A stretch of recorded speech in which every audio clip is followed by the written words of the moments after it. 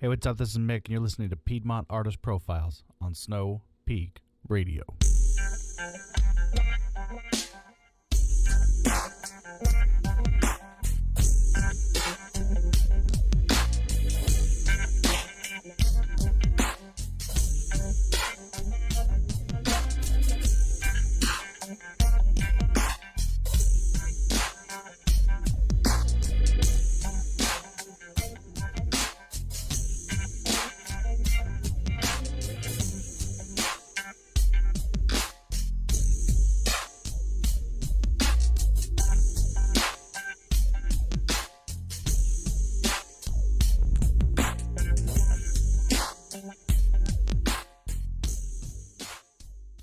All right, welcome back to Piedmont Artist Profiles. I'm producing myself today, so I've got it a little covered up. Today's guest is Akita, local funk band from Charlotte. How are you boys doing? Pretty good. Awesome. What's We're up, good. man? Doing good? Thanks for having us. Hell yeah. Let's see, I got the wrong page on top and everything. That's what happens when I go solo. So let's go around the room and do the prerequisite introductions. Let's start, where do you want to start? Let's start right there. All right, cool. My name's Dan. Play trombone, a little bit of backup rhythm guitar. What's up? It's Charlie. Play tenor sax. Yeah. I'm Sam. I play guitar. I'm Zach. I play the 5-string thunder pupper. The finger wiggler. Is it a 5-string bass? Mm-hmm. I didn't even notice that. Patrick, play drums. Right on. So, some of you guys have been in some other projects. Zach, I know you were Fire Marshal Bill, right? Yep. Are they, you guys on hiatus still, or it's kind of defunct? We're not a band anymore. It happens, man. So I was kind of going through everyone's Facebook profiles. That's how I can do my research on people, and I knew about Zach and Patrick. You teach at the Charlotte Academy of Music, right? I do. Yep. Teach percussion or everything? It's primarily drum set, but if I have students that are interested in hand drums, then we tackle that too. Right on. Dan, all I could find, because his Facebook profile is locked, it looks like you are into either doing dishes or like some kind of home services. Yeah, I work for a cleaning crew on the side. Right No, on. I'm just kidding. that profile picture is you talking where he's Yeah. standing in the you have to tell the context. He's standing in the kitchen. Yeah. He just With looks a like he rag just in got my done hand. cleaning. Like With a Hawaiian shirt. It is. It's a great picture. it is. Yeah. So my That's mom Tinder. tells That's me. Tinder worthy right there. That's Yeah. So, funk. One thing I've really noticed here in Charlotte is that there's kind of this underlying funk in almost all the music here, and I think that's pretty cool. But what drew you guys into this genre in particular? Patrick. I mean, honestly, I think for all of us, we could say he put out the ads on Craigslist, and his wife knew Zach and I, and she was like, you need a sax, hit him up, and I know a good bass player. So Patrick set out the vision to have a funk band, and he really made it happen, honestly. And he could tell you more about it, but that's what it was. Yeah. And sax, for me personally, it just fits in. Right. Yeah. I mean that's it. I'm extremely influenced by funk, and that's the kind of player I am. Mhm. Funk, hip hop, straight pocket stuff. I mean mainly because that's what I, as an artist and a drummer, that's what I enjoy. But also that's trying to have a career in music. Mm-hmm. Playing good timing, which is all, it's like hip hop and funk, it's all 4/4 stuff. Mm-hmm. That's what gets you hired. So I love funk. I mean, the band, Maceo Parker, James Brown, Lettuce, we're all gonna go see Lettuce next week. They're Nice. playing at Zach's rocking the shirt right now. Yeah. I noticed that earlier. they're playing at the Whitewater Center for Tuckfest. That's right. I saw It's that. gonna be good. Me So too. yeah, I mean I've been in a bunch of different bands, and I got frustrated having to be in 3 bands at one time and lug gear everywhere. Mhm. And some of it was music I liked, some of it maybe not so much, but it was paying okay. So I just said, you know what, I'm gonna do everything myself and put my own band together where I have more creative and managerial input, Right. and it seems to be working. So Did you guys all know each other prior to this project? No, me and Sam went to high school together, Okay. and that's how we found Patrick and everybody on Craigslist. It's Craigslist. That's awesome. Yeah. That's what Froman, how they put grade A groups together was Oh, really? through Craigslist. Yeah, we pretty know much. Froman. He's a cool guy. Yeah, they've been on the show back when it was just audio. Cool. So, how long you guys been playing horns your whole life? I'm assuming. Yeah, since 4th grade. Right when on. I started. Yeah, my mom got me on lessons, and then I was the band geek, man. Yeah. And wait after school and do the whole thing and carry that damn sax. Yeah, It sucked. Me too. I was first chair baritone sax, so Oh, nice. I feel your pain. I carrying played it that for a thing year. I Did played you? in 7th grade. Yeah. Right on. I like tenor the best, probably playing wise though. Yeah, the ladies love the tenor. I like the alto. Yeah. I mean, baritone, you can hit any notes. And they're just like, yeah. You got a wide spectrum. How about you on the trombone? What was that your first instrument? I actually played that in middle school. Yeah, it was my first instrument. And then I took a solid 10-year break and then picked it back up specifically for this band. we need to give a big shout out to Dan because he came in playing guitar and he was basically like, okay, well, it makes more sense in this group for me to play trombone, which is the instrument he hadn't played in 10 years. So to like humble yourself and do that is like that's not easy to do. No. And just jump into it and like, yeah, okay, I'm just gonna step up and do this. yeah. Is that thunder? That's awesome. Yeah, I think it's a tornado. In our super soundproof basement. We're for sure fine if there's a tornado, but we're gonna hear the noise. The real question is our lovely weather lady still on the TV? 'Cause that's No, how we they're can they're tell. back to NASCAR racing. This, Oh, yes. Chris Myers and Michael Waltrip. All right. The connection's good then. I'll let you know if the alert gets any more real. So how long have you been playing guitar then? Your whole life? Yeah, since I was like 8, started doing lessons and did them for a while, and then stopped for a couple years in high school. Picked it back up, and then hadn't done lessons since college. But You actually playing. taught lessons too, didn't you? Yeah, I taught lessons briefly for like a summer until I went to college Nice. with my teacher that I started with. What early influences were you guitar wise? Like music. Yeah, like and stuff. was it like thrash or was it funk or? No, I didn't listen to too much funk when I was younger. I mean, a lot of like classic rock pushed on from my dad. I mean, like folk rock too, like Neil Young and like Joni Mitchell stuff. Like nothing related to funk at all. But Yeah. I mean, I met these guys and I was like, yeah, I want to be in a funk band. Yeah. It sounds good, man. Listen, to you guys warm up. How about you, Zach? Do you start with a 5-string bass?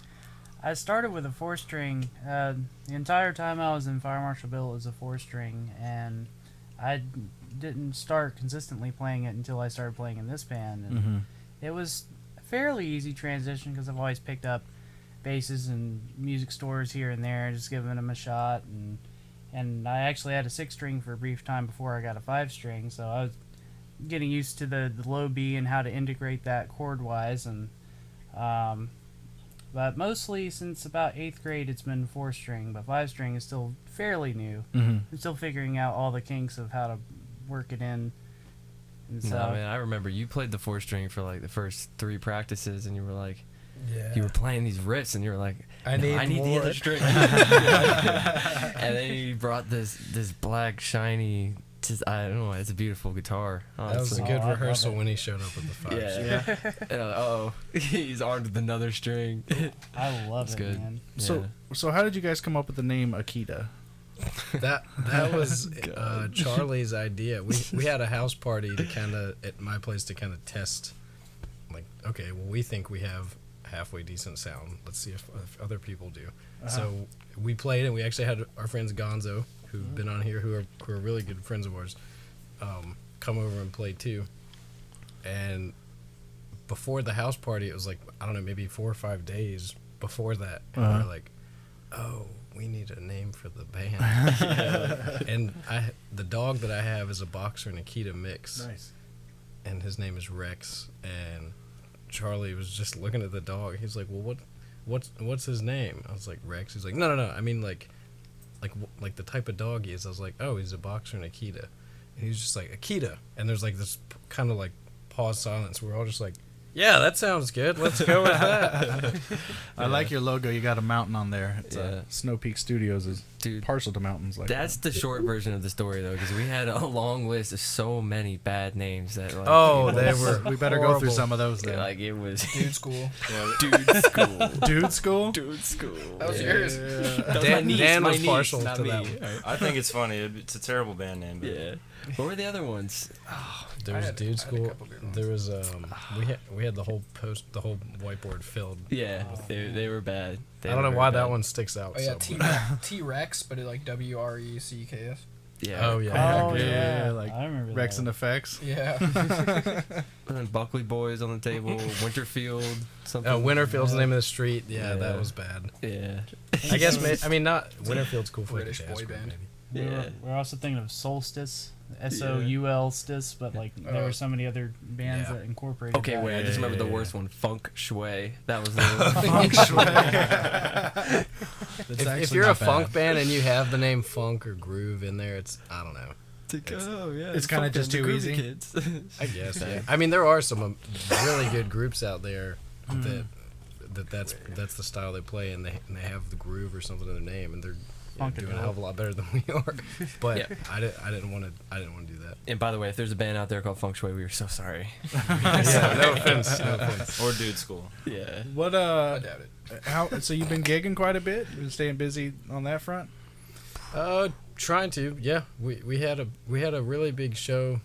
We started putting together our own show as an event, not just a show, but it's an entire event where we have other bands and the band, myself primarily pushing it, but the band acting as promoters of the event and really going hard on it. And we coat the city with flyers and posters and doing the whole thing. And we started an event called Culture Shift, which was a name that I had for a while that I wanted to use as a music festival, which I still plan on doing in a couple of years. And so that was like our real big first, like, hey, we're here in the city, we're playing funk music, come check it out. And it was great. I think we pulled out about 125 people. Nice. So those are decent numbers for an original act. And we'd played a little bit before then, just pick up gigs around town. I think our biggest strength is our ability to make music so easily, and you kind of saw that just now. Yeah. You thought we were warming up, but we never played those songs before. Yeah. Like, we were just like messing around. I feel like we had so many things happen so quickly for us, and the ball has been rolling, and it's really a lot of Patrick's work, honestly, setting things up, but also our ability to just come up with stuff. So like even sometimes where we're like, man, there's an hour set, we only got half an hour worth of music. Got 5 days. Yeah, we can come up with it. And so we just make songs. Just everybody it's easy contributes. for us to sit down and not that that's how we just shrug off. Oh, whatever. We'll just come up with songs. But it's the how all of us play as individuals when we come together as a group. It just works. So it's we can come up with stuff relatively quick that we really like, and we think other people like it. So it's when you vibe well with each other really well musically, that definitely makes things easier. Yeah. You guys Yeah. definitely have a lot of chemistry. You can tell. Yeah, Thank everything just happened fast, though. I think really just because of the music, just because I Yeah. feel like it was just yesterday that we were doing open mics, and then we had a house party with a bunch of people that were like blown away because they were like, wow, because we never had anything recorded or anything. So, and then sure enough, when we did Culture Shift, and it was just like. Got a whole ton of people. And there's gonna be a second one of those July 13th at the Rabbit Hole. Nice. Yeah. Our immediate gigs, we have the 420 Festival at Infinity's Inn off South Boulevard. We're actually playing the 21st. Okay. Our sets from 12 to 1:15. And then we have May 30th with the Wormholes. They have a whole residency at Snug Harbor. The Snugs, yeah. And we'll play on the 30th Okay. with them there. And then just not too long after that, we play at Hattie's Tap and Tavern, which should be fun. Nice. Jackie's great, and she's got a really, really cool bar out there. That residency they do at Snugs is a badass deal. Yeah, it's pretty cool how they set it up. It's a lot of work on whatever band takes on the residency, Right. because you're promoting for an entire month every week. You have to find the bands. You have to work out all that. But I mean, it showcases that main artist quite a lot because they're the ones that have put everything together. Yeah. And the Wormholes just played an event at the Fillmore, so I think they're doing okay. They're doing pretty good. They're doing big things. And they put together a hell of a lineup for that Snugs. They Their did. month of Snugs. Lady Comes First. You guys, I think I saw the Lovely Buds are on there.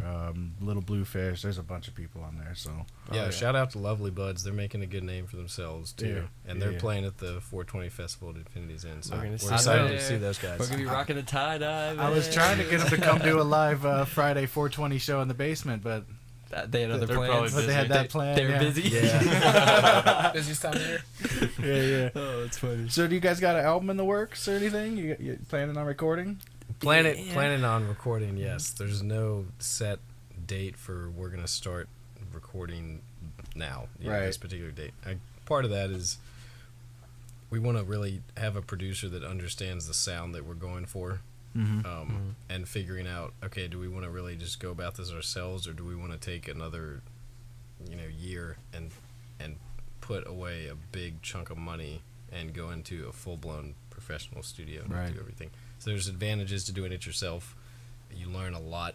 So then when you do start working in really high-grade pro studios, you make their job easier because now you understand more about sound engineering, you understand what those guys are dealing with, and you can communicate and relate better. But that means you have to wait longer. So, I mean, that's something we're all, Charlie is dying to record. I think we all really want to, but it's just number one, figuring out, okay, well, do we want to put, of the songs we have written, is it going to be that, or do we want to write what we feel stronger material first to put out on something, and then figure out the manner in which we want to go about it, doing everything ourselves or going into a studio. But it'll be coming. I just hate to starve the people, man. They're starving right here. People are always like, "What do you guys sound like?" We're like, "You need to just come to the show." Yeah, and that goes for anybody watching. Akita, we're not just the music. I think we can say we're an experience. That we're not the kind of band that we need people always in front cheering or anything. You can socialize, you can dance, you can do whatever you're doing, and we just give a good vibe for the room and for wherever you're at. So if you haven't heard us, we have one song. Music. Yeah, we have one song on YouTube, "Freak," that we submitted for NPR. Okay. Yeah, we did a little video for that. So if you want to hear our style of it, definitely come out. That's really what it's about. And I would say that that's worth mentioning for the genre. I mean, to take Lettuce as an example, their recordings sound great, but and I mean they're phenomenal, but it still doesn't hold a candle to a live show. And that's in my opinion, that's a lot of funk and soul music. It's very much based on experience in that live. It's, you can hear a rock album and it sounds awesome, and then you see the band, you're like, oh damn. Yeah. That happens a lot. Dude, rap is like the opposite. Rap's like, yes, I love this, I'm gonna go see this guy, and it's just like, oh man. he's 3 hours late. Oh yeah. Damn. Went to a Master P show last year, and he showed up at Dude, that was your first mistake. Yeah. Well, I'm 38 years old, man. I want to feel young sometimes. It was Bone Thugs, Master P. Oh, okay, Bone Thugs. Yeah, Bone did a badass show, but Master P showed up 20 minutes past when they were supposed to shut everything down, and then he just did a medley of his old songs, and he's terrible, and yeah. Sometimes you're just studio musicians, and that's there's nothing wrong with that. No, look at the Wrecking Crew back in the '60s. I mean, they wrote almost all the music, but put them on stage, and they're like butterflies. They don't want to really, they didn't like that. So everyone has their thing. We're almost the opposite, because in the studio, I feel like we lay it down, because we played the song so much and we know them so well that we just lay it down and just play it. And then when we do live, we're not nervous because we just want to have a good time. Right. And we'll mess with the structure. We'll stretch certain songs and we do some covers. So if we're doing a James Brown cover, and people are really vibing it, we got 30 seconds left. We're not gonna cut it. Yeah. we're gonna keep going, right? The feeling, Yeah. That's the beauty of funk, man. Yeah, you have to serve the crowd. Right on. Well, you guys are gonna play a couple songs for us. We're gonna take a quick break here and reset. I got a video here from the Goodnight Brothers. Just a few years old, but it always ages well. Actually, a side note on the Goodnight Brothers: you can actually download almost all of their live shows on a website called archive.org. I'll be putting a link up to that in the show notes once I re-upload this. So we're gonna take a quick break. Don't go nowhere. We'll come back with some live music.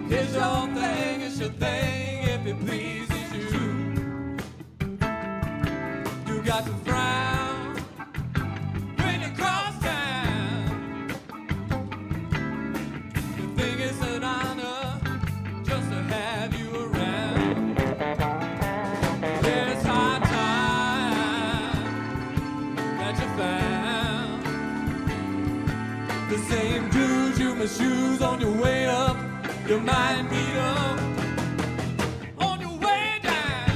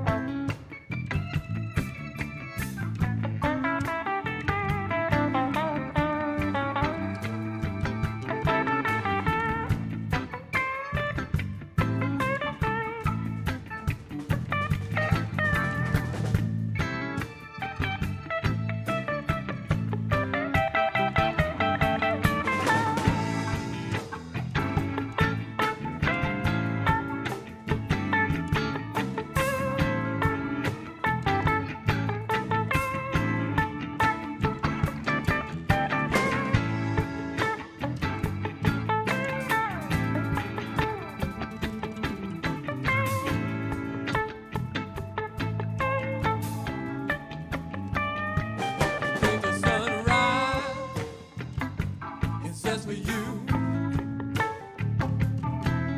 but the same sun rises and sets on the pole for two.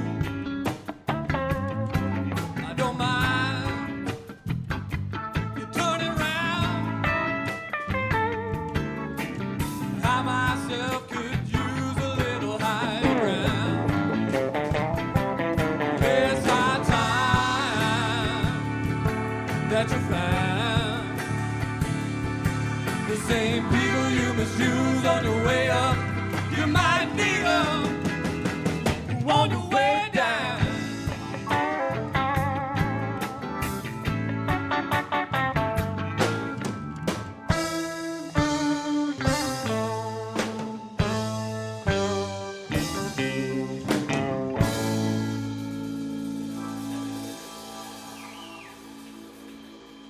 Thank y'all. Thank you. On here. That is a, Alan Toussaint All right. or, Thank you to the Goodnight Brothers for that. We are here with Akita. What's this called again? Hot Steppin'? Hot Step. All right, hit it, boys.